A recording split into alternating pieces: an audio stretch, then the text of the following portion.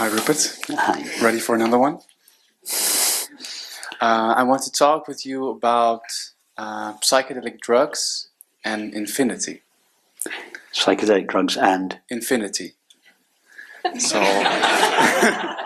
that's an interesting combination. a bit of a different path. What we can learn, or what the psychedelic experience.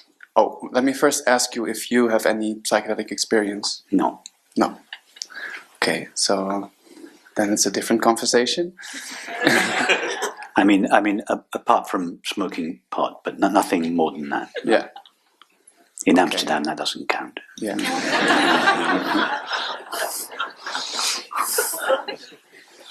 So we'll explain my psychedelic experience with LSD, where I had several experiences, a deeply understanding of the concept of infinity,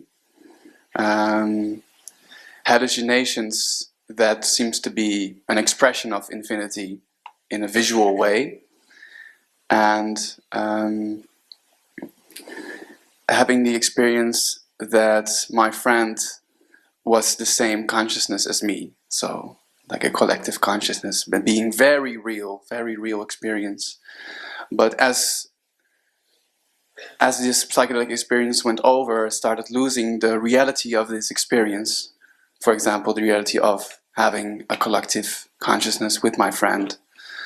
So I want to know what we can learn from this, and why psychedelic experience seems to reference so much to infinity. And as you say, consciousness is infinity. Infinite consciousness, you say all the time.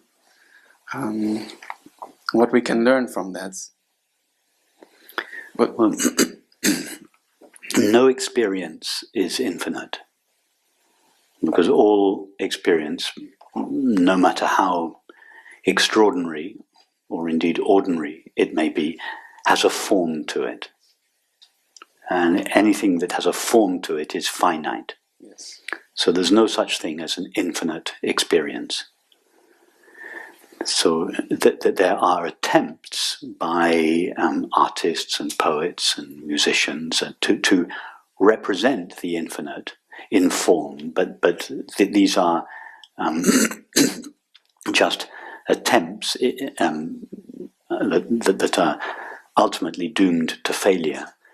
But nevertheless, they are attempts to somehow express the inexpressible in form. This is the impulse behind any artist's work.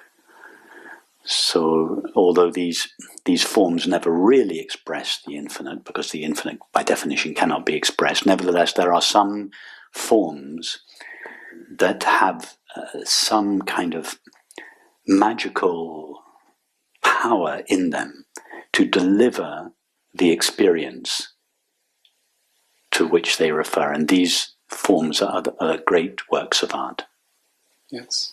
A truly great work of art is a work of art that has the power to take us beyond the finite. In other words, to give us, as Cézanne said, a taste of nature's eternity. Beautiful. Yes. And you can psychedelic drugs. If the normal parameters of the waking state mind are a segment like this, and the parameters of if we include the dreaming state, then the parameters of the normal mind are, let's say, a quadrant like this. With the use of psychedelic drugs, the parameters of what a mind is able to experience broadens, and we have access to phenomena that we don't normally have access to in the waking and dreaming states. But it is still phenomena, and as such tells us nothing about consciousness. Yes, so any psychedelic experience is still an experience. It's still an objective experience. I'm not dismissing it, but it's just as a fact. It's just a fact. The taste of tea is objective experience. The dream of a Caribbean beach is an objective experience. A psychedelic trip is an objective experience, known by, appearing in, and made of consciousness. Yes. But our brains are able to make more connections, so our senses broaden. Yes, I grant that psychedelic experience gives us a broader spectrum of experience. Yes. The waking state is in fact the narrowest spectrum of experience. We know from our dreams that even the dream state, we have access to a wider spectrum of experience in our dreams than we do in the waking state. In our dreams, we can do everything that we can do in the waking state, but we can do a lot more. We can fly, we can play music that we've never been, we can speak languages that we can't speak in the waking state. And so psychedelics is an expansion of the capacities for phenomenal experience. But are there different layers of understanding? There are different layers infinity, or the awareness itself. That there are no layers or degrees of awareness. There are layers and degrees of the mind. The mind, objective experience, can be graded in degrees, but there are no degrees of awareness. It's like the sun. The sun is there are no degrees of sunlight. The sun is always the same.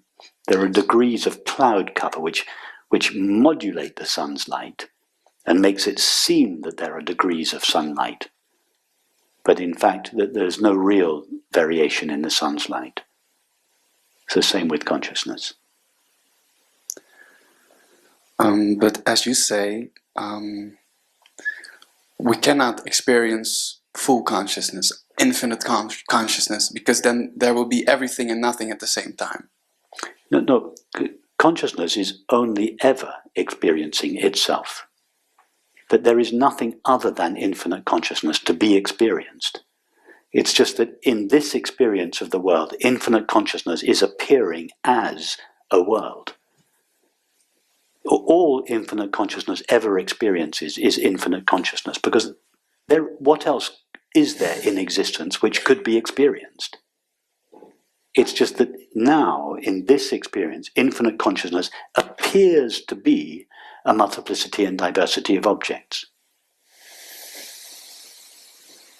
Even to call infinite consciousness is already an ignorant statement, because it suggests that consciousness is infinite as opposed to other finite things. And so we say consciousness is infinite, meaning it is not these finite things. But even that is a concession at best to the belief that there are finite things. And now we're saying that consciousness is none of those. But in the ultimate analysis, there are no finite things that consciousness is not.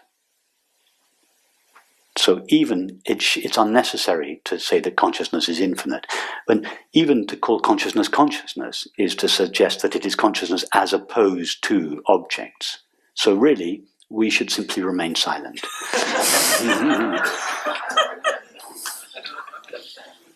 And indeed, the highest teaching, as Ramana Maharshi said, it is silence. Silence is the highest expression of the truth. In fact, Ramana Maharshi was very reluctant to speak about these matters. He only spoke about these matters as a concession to those of his students that were not mature enough to sit with him in silence.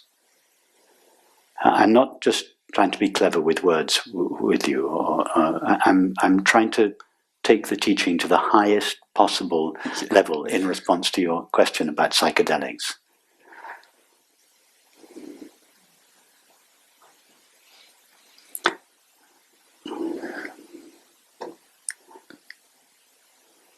I suspect behind your question you would like me to condone your use of psychedelic drugs. To what? And to condone your use. What is that? To support your use. And I'm neither going to support it nor disapprove of it. I don't either approve of it or disapprove of it. Yeah. I have no problem with it at all. it's true. I've never been attracted towards psychedelics because I find that there's more than enough in my ordinary waking state experience to be. I mean, I would be, happy listening to Bach and Beethoven's music for the rest of my life, and I could never imagine wanting any other phenomenal experience that could be greater than that. I would be quite content listening to them for the rest of my life. I just couldn't imagine anything more desirable or enjoyable in a material realm. But we're all different, and if that's not the case, if you want to expand the horizons of your mental field, that's perfectly. I have no problem with that at all. But it won't take you any closer to yourself. If you're interested in yourself, all that is necessary is to take the thought I and to go to its referent. Much cheaper than psychedelics, much quicker. It's not illegal, it's not bad for you, it's not dangerous. You can do it wherever you are. Nobody knows you're doing it. It's cheap, it's easy, it's free, it's always available. It's just, why go any other way when that is available? But you're free. You can go if you want to. Of course. If you want to go the indirect route and have all these experiences on the way, I'm not being sarcastic. I mean that it's fine. Or more importantly, I would make a distinction in your mind, and I think this is really the crux of your question. I would make a distinction in your mind as to why you're interested in using these substances. Nothing wrong with using them at all. If if that's what you want to explore, then there's no reason why you shouldn't do that. But don't make the mistake of thinking that will take you closer to your true nature. Make a distinction between the two. Explore psychedelics until your heart is, or the possibilities of the mind until your heart's content. But don't mistake it for the exploration of your true nature. But in a case for me experiencing someone else to be the same mind, which is your theory true, like the same made of the same consciousness, I could have never got so easily to this understanding without having these psychedelic experiences. So I wouldn't know so deeply, have this understanding that we actually are made out of the same consciousness, because these psychedelic drugs made me realize this. And of course I can find it in myself. It's easy and free, but there seem to be, these experiences seem to point me somehow director towards it, the truth. Not all the time, but sometimes. And that's interesting. Did you not ever have the experience of love before using psychedelics? Yeah, but there are measurements in, probably. Because how deep can you experience love? You can experience love in some way, some degrees. No, love is always the same experience. Is it? Yes, it's always the recognition of our shared being. But how deep can a recognition go? Well, that recognition can be obscured by thoughts and feelings. But the experience itself, our shared being, is always the same. Yes, thoughts and feelings can arise which prevent our shared being fully felt. So if those thoughts and feelings are dense, there is a feeling of hatred, for instance. But the hatred is as such the obscuring of love, or the veiling of love. But the love, our shared being, it's a fact of experience. It is already there. It is present. It is present in everyone, albeit veiled much of the time. But whenever anybody experiences love, or love for someone, they are experiencing, whether they realize it or not, they are experiencing the fact that they share their being with that person or animal. So it's the same. It's always the same love. Love is always but the same. In some ways, it's more obscured. No, love is not love which alters when it alteration finds or bends with the remover to remove. Oh no, it is an ever-fixed mark that shines on tempests. Or remember Shakespeare's sonnet. Love is always the same experience. There are no degrees of it. Love is always impersonal. It's like the sun. It is just the shining of our shared being. That shared being can be obscured by clouds of thoughts and feelings, but even when it is obscured, like the sun, it is always shining with the same brilliance. Yes. And every time we feel love for anyone and everything, it is the light of infinite consciousness shining in our hearts. And whenever you meet a stranger on the street and you smile at them, that is a little shining of love, being just a little recognition of our shared being with that apparent stranger who in that moment is not a stranger. He is yourself. Thank you. So what you are saying is, so let me reinterpret what you are asking. Is it possible for psychedelic experience to facilitate the thinning out of the cloud cover of thoughts and feelings, and therefore make available this love? Okay, I grant you, yes. and that's what you experienced. In this experience, that there was a thinning of the cloud cover of thoughts and feelings, and as a result, this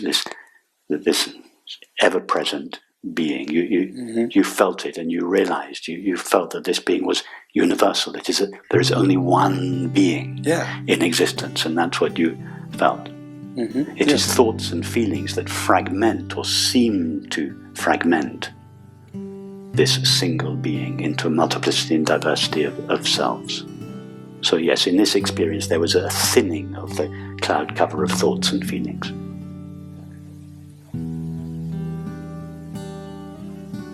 But the light was always shining just as bright. Exactly. All the time. Yeah. Yes. Yeah. Okay.